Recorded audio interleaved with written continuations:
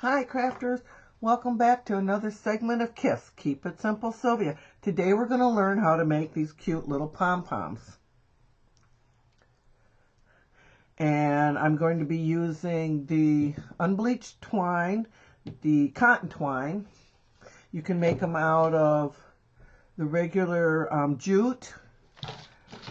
If you have the hemp that's not stiff, you can make it out of that too. But this one that I have is stiff, and it doesn't make for a very fluffy pom-pom. You can also make them out of, this is baker's twine that I bought. It's very, very thin. It's the size of string. Now, once again, you can make your own baker's twine even using string. It doesn't have to be actual twine. It can be string that you've bought and just color it up the same way. This one's real thin in diameter. You can see the difference in diameter between the two.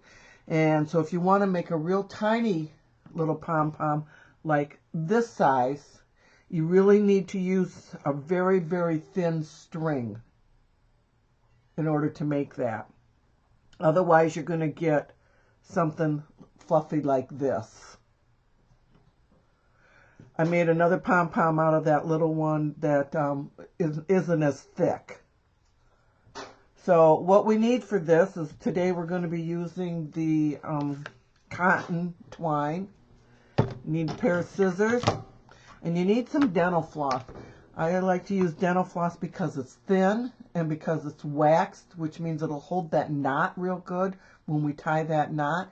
And you need to make sure that you secure your pom-pom with something that's smaller in diameter than the actual diameter of the string that you're using.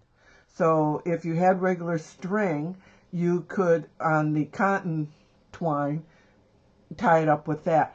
But because dental floss it's like a nylon that's coated, it's real strong, so you can make a real tight knot with it. And that's why I like to use dental floss. So let's get started. I cut off, actually I didn't cut off, I just winded straight from the roll because I don't really know how long this is. It's going to take yards. And to make a small one, I'm just using 3 fingers, and I wrap it around it, 3 fingers, 40 times. You can go 30 times, but it doesn't make it as full. The more you wrap, the fuller the pom-pom's going to be. So 3 fingers, 40 times. 4 fingers, 50 times, or maybe even 60. 2 fingers would be 30, at least 30 with 2 fingers. Okay, so I'm going to finish wrapping this. I already measured this off, so I know I've got 40. So I'll finish wrapping this. And then I'm just going to take it off. I'm going to pull off some dental floss.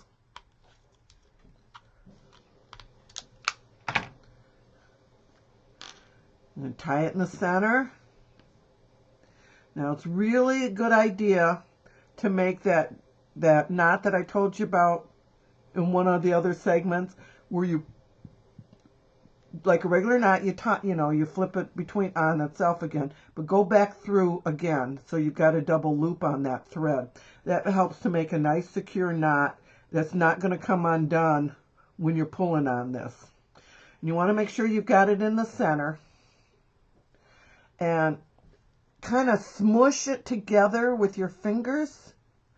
It kind of helps, like, scrunch it real good, and then just pull as tight as you can, just as tight as you can. Make sure you've got that nice and secure, and then knot it again using that double twist to make a nice secure knot.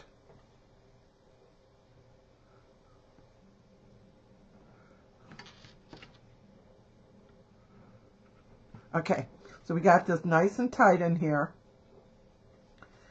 And what we're going to do, this is the way I really prefer to do it, is instead of trying to cut through all these loops and then eventually having to go back and make sure everything is the same length, I just cut these off.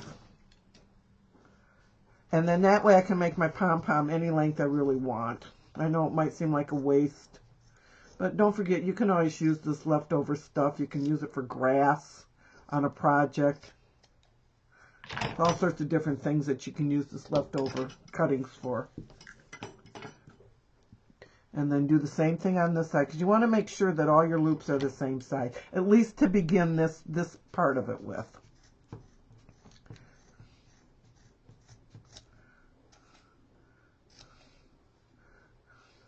Okay, now also, what you want to do, in the center part here where it's tied, fold your ends up and almost like crease where you've got it.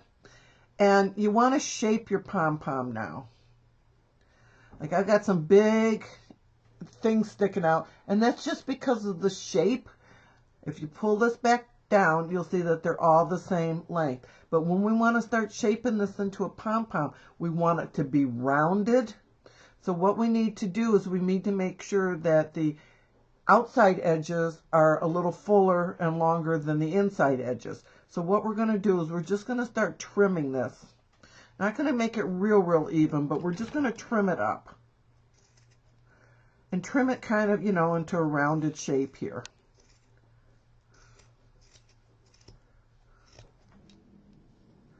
And just keep doing this all the way around till you get it where it looks like everything's pretty even. We haven't got any big points sticking up. And then we folded it on the crease. Now kind of smush it up and fold it like on a 90-degree angle from like how we just did it. And you're going to see you have some long edges. Just go ahead and trim them off. We want this to be as fluffy as possible. And sometimes it just really helps to trim it down pretty small to get it that way. Okay. This stuff that's left over, our hanging chad that you might want to call it, I don't care. If you're into multimedia, you can actually put this on your multimedia, say like a canvas or something, when you're putting gesso down, or you could, or some kind of spackle. You add this to it to give it some texture. It's just one way to use it up rather than throwing it away. These longer ones that we cut off, you could actually glue them down and you could make like grass or, you know, something like that on a project, or just add it randomly to a project. Okay, so now we've got our pom-pom. Just give it a few little shakes. And what we're going to do is, we've got it tied in the center. Now, I want you to find the center of it being tied. And then spread the sides apart and give it a twist. Start twisting it. What we're doing is we're kind of distributing the actual individual pieces, and because we want to cover up that center. We don't want to see that string.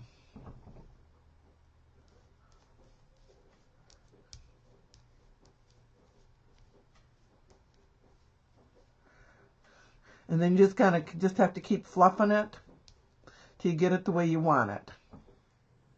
Okay, now that we've got it all smushed together and fluffed all up and everything, you can see it's a cute little pom-pom.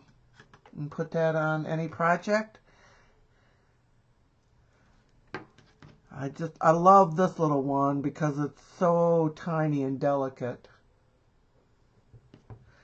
And then I made this one out of the baker's thread that baker's twine that we had colored earlier. This one is a slightly bigger one. Probably wrap that about 50 times. And here's another one.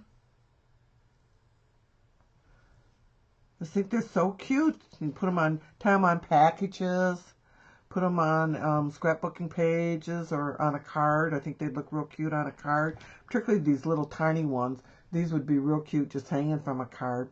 These I made using a fork and using that real thin baker's twine.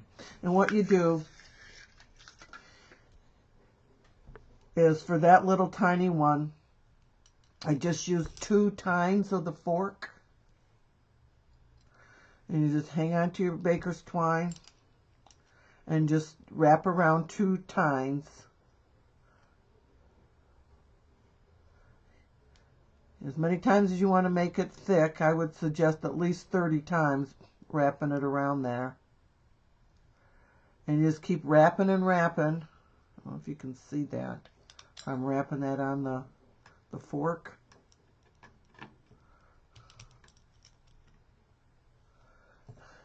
And just keep wrapping around and around on the tines of the fork.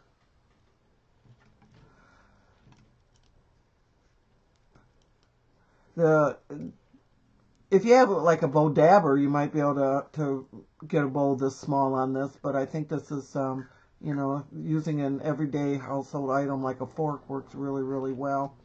Forks are great for tying little tiny bows too.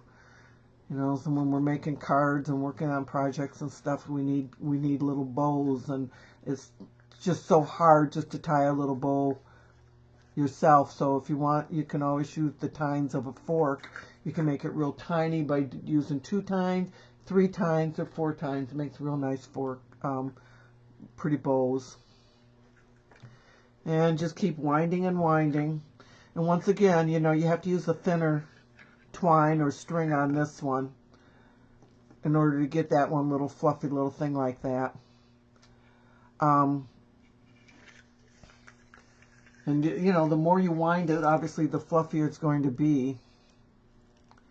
When it's tiny like this, you really do have to cut the loops, unless you were to make it on 3 tines, on 3 of the tines, and then tie it in the center, and then you could just cut off the edges like how I did. And you just keep wrapping and wrapping. You can actually use the thread from this, because this is pretty thin thread. Or you can use dental floss. I still like to use dental floss because no matter how thin the string is that you're using, the dental floss actually stretches pretty thin. So I'm going to tear off some dental floss. Nice thing about using a fork like this and for tying is you just put it between the center tine, you know, the 2 tines. Keep it on your fork.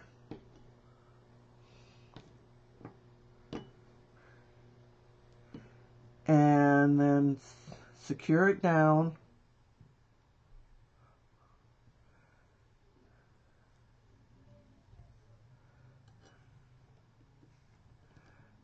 Make sure that you've got it between the 2 tines of the fork. This one came off on me. And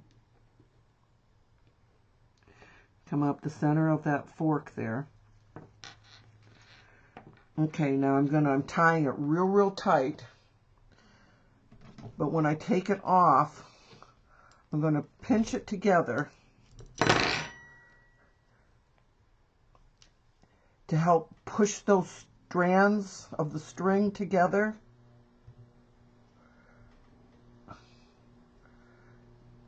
And pull it real tight, as tight as I possibly can. And then knot it.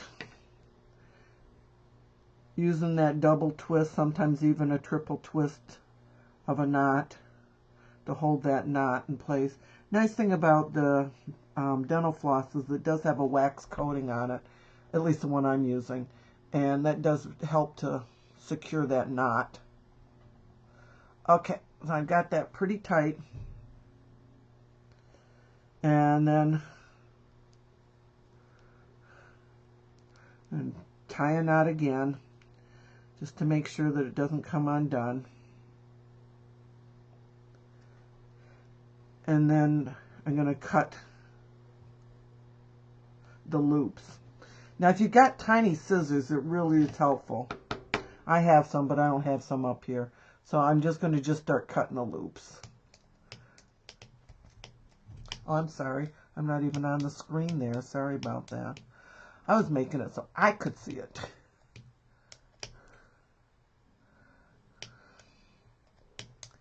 Just keep cutting through. Okay, I'm going to pause this while I do all the cutting. Okay, I've got them all cut. And once again, you're going to have to even out the edges because you're going to have some long ones and some short ones. So just trim them up. And if you cut through this, you might feel like I feel that it can be a pain in the butt to cut all those loops. That's why I make it bigger than what I'm going to use it, so that I can just cut it straight across like we did on this one. And it's just so much easier instead of trying to cut all those loops. And then once again, what you want to do is you want to, gather it in the center and kind of give it a couple little twists. So you can kind of, that way you're going to be folding the threads back up on themselves. And then just fluff it up the way you want to fluff it up. And I need to trim some of these long ones off here. If you want it to be rounded, you really do have to do some trimming on these little ones. Just because of the nature of the winding process, you keep winding over on top of itself, so those loops keep getting bigger and bigger. Okay, so here we go. We got another cute little pom-pom. Isn't that cute? These will be so cute on a little card. Just adore that. Okay, crafters, I hope you like this segment of Kiss, Keep It Simple Sylvia, where we made these cute little pom-poms. You can even put these in a little girl's hair, put them on one of the little barrette or something. They're just so cute. And one way to mount them too, if you keep the string on, obviously you can tie it, but you can always put hot glue behind it and stick it on, or you could put foam to raise it up and stick it on. There's all sorts of, different ways. Regular glue, you could use regular glue. Regular glue would take a while to dry though. Make a cute little flower and just punch a hole in it and bring it through, and then you could glue it on. There's all sorts of different ways you can apply these things. I think they look real cute when on a package, when you've got some baker's twine tied around a package and you want to, instead of putting a bow on it, put a couple pom-poms, mix your colors together, baker's twine that you've made or baker's twine that you bought. When you're buying if you buy baker's twine, just take a look at the diameter of it too, just because some baker's twine can be quite thick and some can be quite thin. So if you want to make these little tiny ones, you need to make sure that you get some actual string, or buy some string and make your own colors. Okay, crafters, thank you for joining me for this segment of Kiss, Keep It Simple Sylvia, and I'll see you again next week. Bye for now.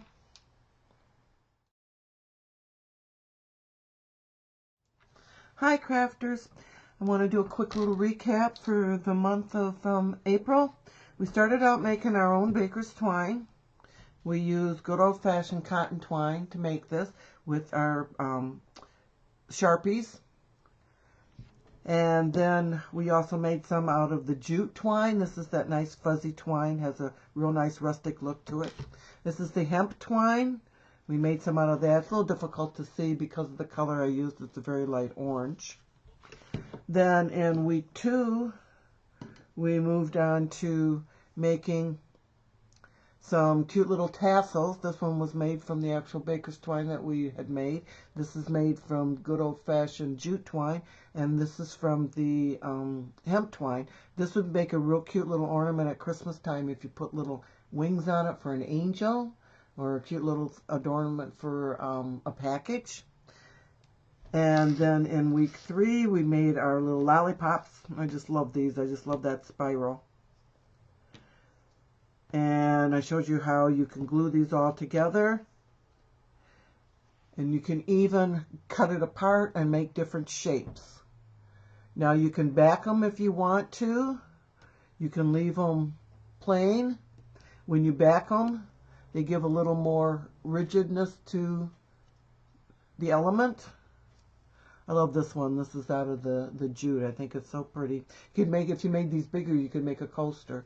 Or you could even make them bigger and you could make them for like put a hot pot on or something. I think it'd be really cute.